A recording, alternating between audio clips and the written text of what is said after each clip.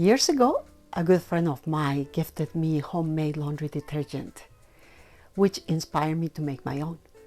Since then, I've been making it for the past 5 years. Homemade laundry detergent is simple, effective, saves money and the health of the environment.